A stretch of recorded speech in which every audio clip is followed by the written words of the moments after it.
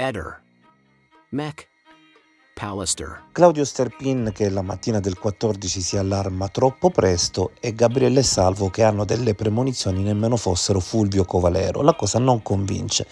Eppure con quella chiamata di 16 minuti molte cose potrebbero tornare se Claudio Sterpin avesse concordato con Liliana il viaggio a Sesana e sapendo a questo punto che Liliana doveva riferire di questa novità al marito Sebastiano, ecco perché poteva temere il peggio ed allarmarsi subito la mattina del 14 e susseguentemente al primo incontro con Salvo avrebbe potuto raccontare di Sesana ed ecco perché Gabriele e Salvo indirizzavano subito lì le ricerche. Però Claudio continua a dire che invece è andata diversamente. Ci siamo detti, ciao amore, come stai?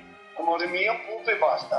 Per 16 minuti di fila. Ma quanto cavolo di importanza può contenere un'ora sconosciuta di telefonata delle 8 del 13 dicembre a confronto di questi scritti indelebili? Alle 12:56 lei era in relax, pensava a domani, cioè il 14. Eppure Claudio antecedentemente aveva dimenticato di aver parlato con Liliana negli ultimi giorni, tanto che anche a me a Monza disse che l'inizio della chiamata del 14 si basò sul dire perché è da tanto tempo che non mi chiami. Io non sentivo Liliana da diversi giorni prima del 14, perché c'era il ponte dell'8 dicembre e loro per le feste andavano sempre via. Per me questa telefonata è nebbiosa, nebulosa, non la considero. Per me questa telefonata è nebbiosa, nebulosa, non la considero. Sebastiano, invece tu cosa ricordi di quel giorno? Dopo quella telefonata Liliana era diversa? Io ero in studio a sistemare delle cose che dovevo fare, perciò poi sono rientrato in casa e poi Liliana mi fa: cosa dici? Andiamo a fare la sauna in Slovenia? Io ho detto sì, perché di no? E siamo andati in sauna, tranquilli, normale.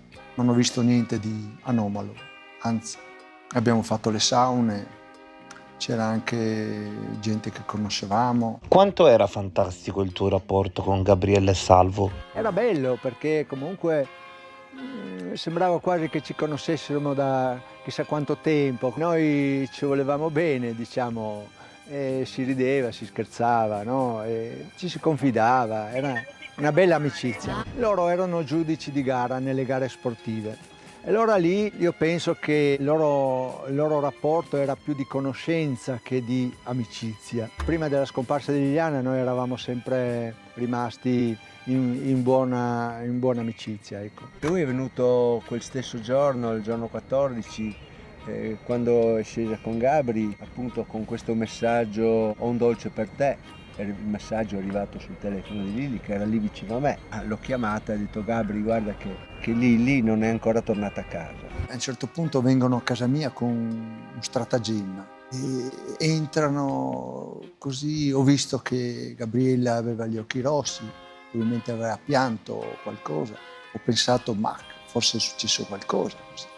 Comunque no, io non perdonerò mai il fatto che a me non hanno detto che Liliana era scomparsa quella mattina, né quel giorno né i giorni successivi. Loro hanno continuato, dopo la mia denuncia in questura, a venire a casa mia. Quindi secondo te Salvo, Gabriella e Claudio sanno qualcosa di più?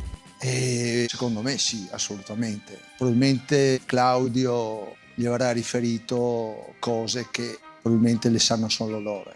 Secondo me qualcosa sanno di quello che è successo a Liliana.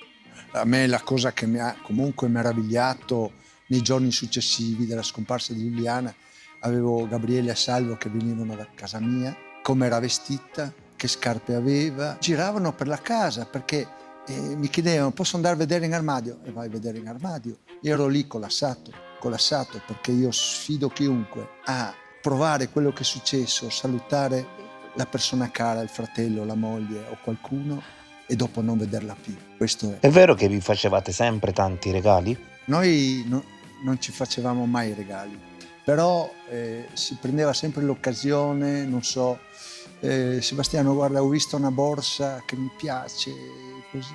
Allora questo è per il tuo compleanno, magari fra un mese o fra due, però sì, poi quel giorno comunque si festeggiava. Nel tuo appartamento apparivano e sparivano cose come ci fossero fantasmi e adesso tu stai dicendo che c'erano questi vicini che si aggiravano nei meandri dei tuoi corridoi. Potrebbe esserci una connessione? Loro giravano per la casa. Io mi domando, ma perché giravano per la casa? Perché non mi hanno detto mai che Liliana era scomparsa? E hanno portato qualcosa a casa mia? Hanno portato via qualcosa a casa mia? Le chiavi che non ci sono? E tante cose, cioè, non potrò mai perdonare. Amici che abbiamo fatto di tutto di più, a un certo punto non ti dicono che Liliana era scomparsa quella mattina. Ehi, non dimenticare di iscriverti a questo canale.